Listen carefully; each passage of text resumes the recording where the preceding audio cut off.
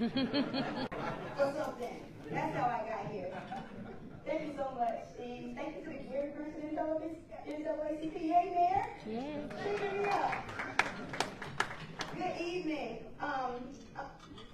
Where it says introduction of speaker on your programs, whose name is there?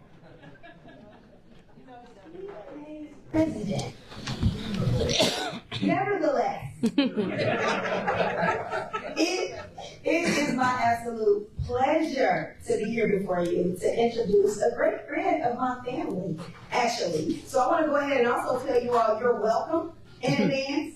Because when Steve reached out and said, we need an environmental and climate justice speaker, I said, I know a guy. And that guy is Darnell Johnson. So ladies and gentlemen, distinguished guests, our mayor-to-be, our mayor-elect, all of our council people, elected officials, everyone, it's my honor to introduce our keynote speaker for tonight's fundraiser. Darnell is a remarkable individual who has dedicated his life to making a difference in our community and beyond. He's the CEO and president of the Urban Efficiency Group. He's an Illinois First Native. UEG is Illinois' first Native minority-owned utility implementation and sustainability design firm. Darnell has been at the forefront of engineering solutions that humanize sustainability for Black, Indigenous, people of color communities and advance energy equity. His journey toward becoming a leader in the field of sustainability began during his 9 years of service in the U.S. Army. Thank you very much for your service. Shout out to all the veterans. While on active duty, he pursued his formal education at Central Texas College, majoring in urban planning. His thirst for knowledge and passion for making a positive impact led him to graduate from Moody Bible Institute with a bachelor's in theology and a minor in counseling. And y'all heard him pray in the Holy Ghost over our young people. With industry-specific credentials that include BPI, building analyst, building envelope, infiltration, duct leakage, energy auditor, quality control inspector, healthy home evaluator, resident rater, eco-district, accredited professional, and DEI certified professional from Cornell. Anything you don't do? Darnell is a spiritual and sustainability architect. His expertise and experience span over 2 decades, during which he has assisted thousands of underserved residents across Northwest Indiana, the greater Chicago, and Milwaukee, Wisconsin, in reducing their energy burden and working towards carbon neutrality. He firmly believes that diversity brings strength, inclusion is indicative of acceptance, essential to growth, and equity is a human right that should be embraced as the standard, not an exception. His pragmatic approach to implementing these beliefs has the potential to bring about systemic change and make the concept of stronger together a reality. Tonight, we have the privilege of hearing from a visionary leader who has dedicated his life to creating a more sustainable and equitable future for all.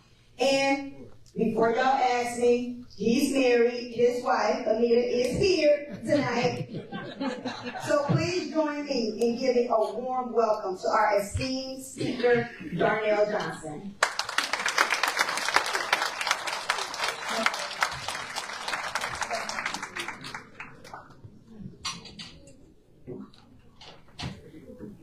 Oprah Winfrey can take a single piece of paper and ascribe her name to it, and it's instantly, it becomes worth millions of dollars. And that's called an autograph. Jean-Michel Basquiat demonstrated the interdependency of a white canvas and hues of color to accentuate the dichotomies such as wealth versus poverty and integration versus segregation. His visual poetical acuteness captured tones of politics, racism, colonization, and the struggles associated with classism. This is called artistic sagacity. But to acknowledge that we are all differently and wonderfully made is called diversity. To welcome diversity of thought, to strengthen the social fabric of our existence is called inclusion. And to challenge the social constructs that we work against, the truths that we hold to be self-evident, rejecting the singularity of equality as the standard, in exchange for the duality of fairness and equality as the bedrock of humanity, that is the sins of social consciousness, that, ladies and gentlemen, is called equity. Good afternoon to everyone. My name is Darnell Johnson. To every amazing creation representing the human race tonight, it is my pleasure to be a part of this momentous occasion, and I'm so thankful for the opportunity to stand and share a few moments around climate and around equity and what that means to us in the Black experience. I'm not here to tell anyone what to do. I think that is misguided. But I am here to make us think. And so it's my pleasure tonight to stand before you. With all of the esteemed elected officials in the room, we are so thankful for your presence. A great friend of mine, our Mayor-elect Eddie Melton is among us. Let's give him a great big round of applause.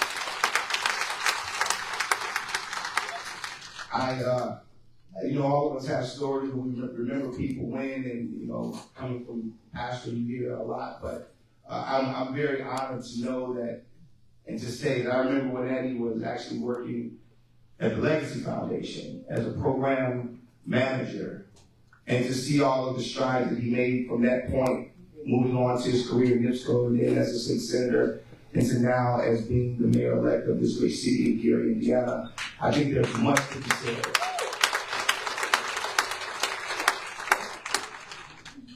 And we've had so much hope in the past, but my hope couldn't be brighter for what's coming for Gary in the future. And so I'm really excited to see those things unfold. As previously mentioned, I'm accompanied tonight by my life partner and my best friend. I'm so honored to have pulled her out the house tonight. She wasn't actually trying to come. I had to twist her arm just a little bit, but she's like, okay, I'll go. And so I'm excited to have you with me tonight, but it's just an honor to be among all of you. Tonight I want to share just a few things about climate and understanding the journey of climate and what it means for us in Black America. We hear terms of platitudes such as go green, sustainability, energy efficiency, but oftentimes don't really have the true, where we struggle to demystify what those things actually mean to us and the implications that they have as it relates to our everyday existence. I've been working very hard to socialize this concept called sustainability because many of my colleagues have done a great job of making the broader economy believe that sustainability only refers to environment. It only pertains to the planet. But tonight I'm here to dispel that and encourage us to think more broadly about what it means when we talk about sustainability. It's not just about the planet, but it's also about the people who inhabit the planet. For us to make all of these great strides to reduce carbon emissions and reach carbon neutrality and to do all of these things to become more energy efficient and to consider the least, which is the greatest asset that we have, which is the human being, is misguided at best. We spend a lot of time talking about what do we need to do to become more, to save the planet and be energy efficient. But today I want to challenge us to think a little bit more broadly and say, what do we need to do to make sure that we reduce the number of children who have asthma? What do we need to do to make sure that we reduce the number of senior citizens that are struggling with respiratory issues over years and years of exposures to particulate matter that has now compromised their respiratory system and now they're on oxygen? What are we going to do to talk about all of the countless numbers of individuals that live in some of our most vulnerable communities that spend 4 times more on energy costs every month than our suburban neighbors. What are we going to do about that? These are the things when we start talking about sustainability. I want to begin to look at it more than just what it means for the planet. I want to know what it means to people. I am one that believes in all supporting and protecting all forms of life, where my colleagues have done a great job of expressing how important it is for us to save sea turtles, but we're doing nothing to save the kids in our communities who are being killed daily by senseless gunfire. All of this is about sustainability. Sustainability has to be a conversation that becomes more than just about how we're going to reduce greenhouse gas emissions. It has to be more about, than just about what do we need to do to increase, the overall ecosystem so that our sea turtles can continue to swim in oceans that are free from plastic. It has to become more human than that. Sustainability is not just about the planet. It's also about the people.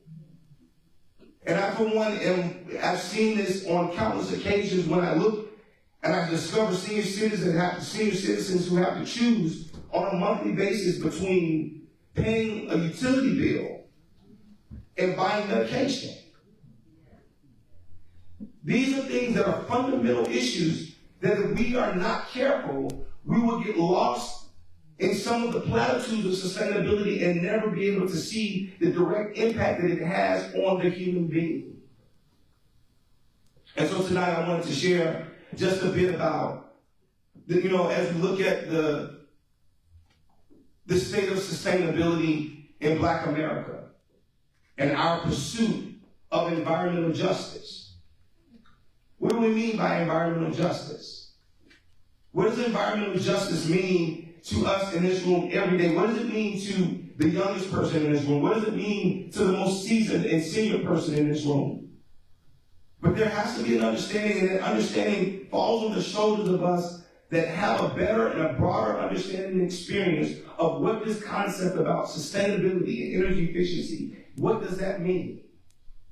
So tonight I want to share just a few things as we begin to look at from a spatial segregation, when we look at the urban core and how over history we've been segregated spatially, the structures that have divided us, where our communities were located and are currently located, and the environmental impacts that we've endured because of that placement.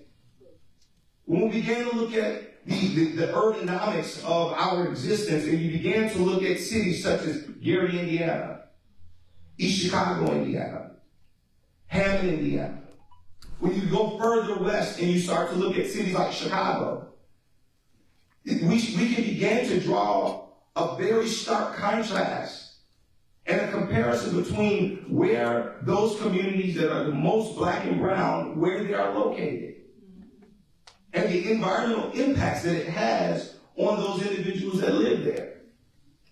It's not by coincidence that most of those communities are located near railroad tracks or the intersections of busy streets where you have heavy equipment and construction equipment and 18-wheelers and high density traffic flowing through those communities, ultimately subjecting those residents to higher levels of particulate matter through the exhausts, the tailpipes of 18-wheelers and taxi cabs and automobiles and heavy construction equipment. So now let me connect the dot for you. In those same communities, you will also find disproportionately higher rates of asthma, of congestive heart failure, of diabetes, of cancer. As we began to look at all of these things and ask ourselves the questions why, we have to then begin to take a journey and begin to look at the homes that we live in, the materials that they were made out of. When you begin to look at homes that have higher percentages of the presence of vermiculite and asbestos and formaldehyde, it's no wonder why our grandmas, our big moms, and our grandfathers, they were diagnosed with terminal diseases earlier on in life in comparison to our suburban counterparts. This is not a conversation about black and white. This is a conversation about humanity. And at the end of the day, if it affects one of us, it should affect all of us. One of the things that I've had to share with some of our counterparts is, as much as we would like to boast about the communities that we live in, air does not respect geographical boundaries. So if you have compromised outdoor air quality in Gary, it's just a matter of time before Valparaiso, before Crown Point, before Highland and Munster begins to experience some of those same adverse impacts. So it brings to the forefront the question, how do we do better together? How do we move this conversation from it being about just the impacts on Black Americans and becomes a conversation of how we prevent this from happening to any American?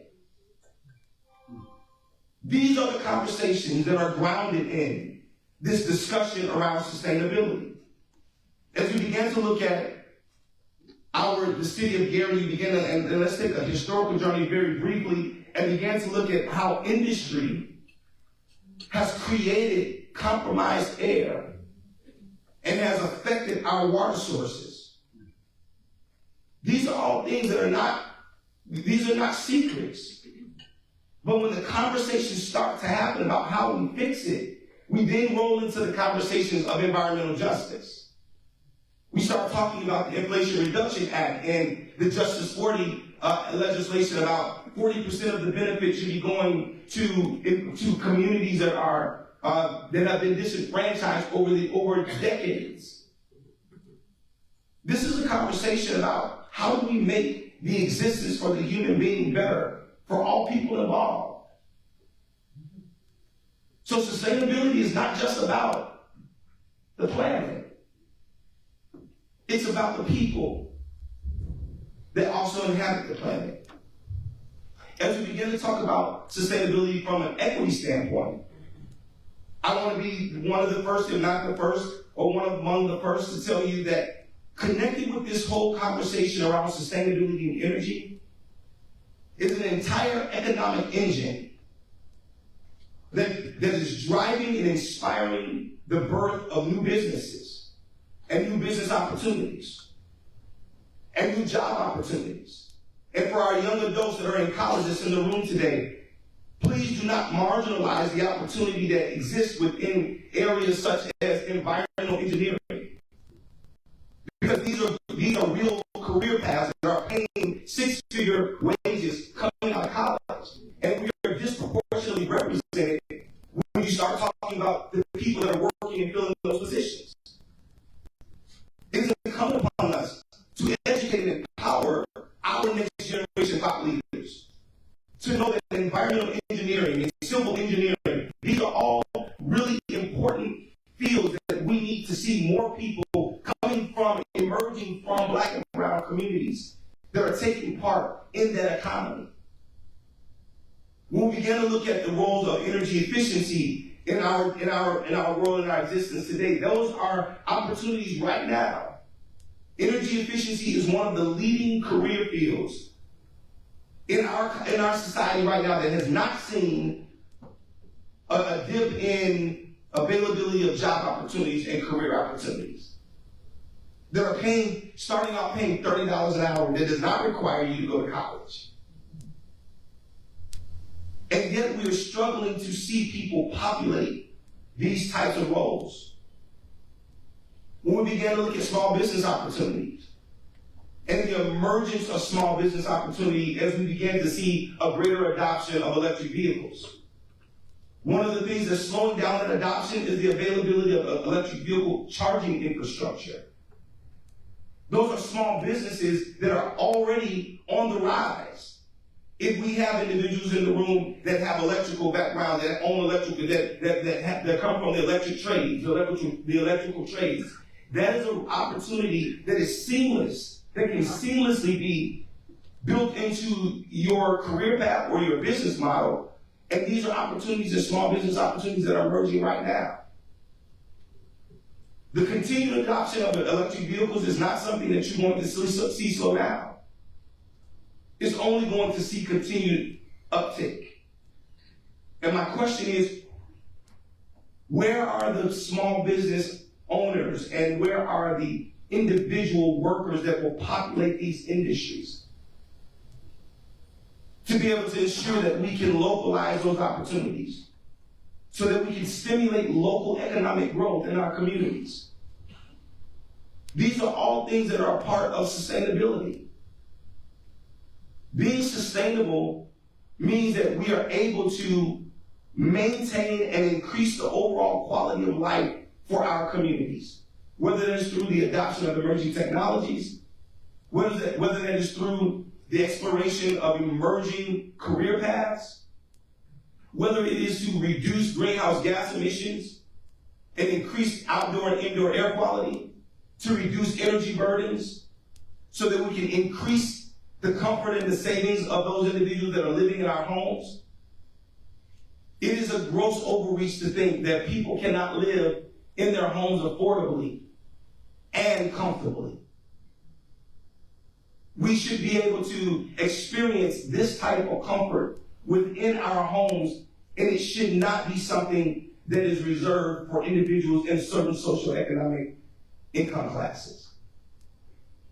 All of this is consistent with the conversation of sustainability and environmental climate justice. When we talk about being just and having a just transition, the first thing that comes to my mind is do no harm. Do no harm for those that are looking to adopt. Do no harm to those who may not necessarily have the same economic ability to be able to afford certain things. Do no harm to the individuals within communities when it comes to their overall physical health. As we begin to see industries come into our communities, as we begin to look at where the landfills are located, when we begin to look at where the biofuel plants are located, where are those industries located? Who are the individuals that are most adversely impacted by the presence of such industry? And so for me, it becomes my job as a sustainability architect is to look at everything in its totality and ask the tough questions to our leaders and to our residential stakeholders alike. As we begin to everything that comes into our community that gives the promise of jobs and contracts is not necessarily beneficial to the overall human life. And so I challenge us to say, as we begin to talk about environmental justice and we begin to look at climate justice, to hold ourselves to a level of accountability, to ensure that the decisions that we make over a period of time will still show the value that we saw when we made the decision to bring them in. As I begin to look historically, I see that 92% of all hazardous air pollutants from the smokestacks or other source emissions from 11 iron and steel mills operating in the U.S. This is in 2011, came from just 3 center plants. Hazardous air pollutants are toxic substances known or suspected to cause cancer and other hazardous health effects. Pollution from Gary Works and 2 other center plants, both are also located in Northwest Indiana. The Gary Works released 51 tons of hazardous air pollutants in 2011. 51 tons. So as I began to look at all of the concerns of the various industries, I'm not here to tell anybody what to do. I'm just here to make us think. At some point, we have to ask ourselves the question, is the promise of giving contracts and jobs worth the exchange of our children dying before they reach the age of 50? Because the life expectancy in communities where these types of industries are shown to be where the average life expectancy looking forward into the future is 48 years of age. These are the concerns when I talk about sustainability and environmental justice. These are the things that I would like to leave on your mind tonight as we continue to look and reimagine what an energy future looks like for Gary, Indiana, for what energy futures look like in Black and brown communities across this country. I've seen too many kids right now, and I'm gonna close right now. Asthma is a $90.5 billion a year problem. $90.5 billion a year is spent to address asthma. Out of the $90.5 billion, $40 billion of those dollars is in lost wages. Meaning that's the time that mom has to take off work to take Johnny to the hospital because he's had another asthma attack. So now she has to miss that time at work. Those are missed wages. A portion of that $40 billion is the amount of time that Johnny has to spend overnight in the hospital. And the prescriptions that mom can't afford that she has to now figure out how to pay for. So I challenge us to begin to look at the impacts of environment on people and ask ourselves the question, what can we do? Am I doing all that I can? Am I availing myself to be educated and empowered with information? Because I leave you with the last thing, and that is reliability and responsibility. Reliability is simply the ability to rely on the information that's being given to us. And history has shown that much of the information that's given to us in Black and brown communities is not something that we can trust. We have to be responsible. We have a responsibility to make sure that we research our information to ensure that what's being shared with us is truly reflective of what's happening. As I leave you tonight, and I thank you all for the time, I'm for truth, no matter who tells it.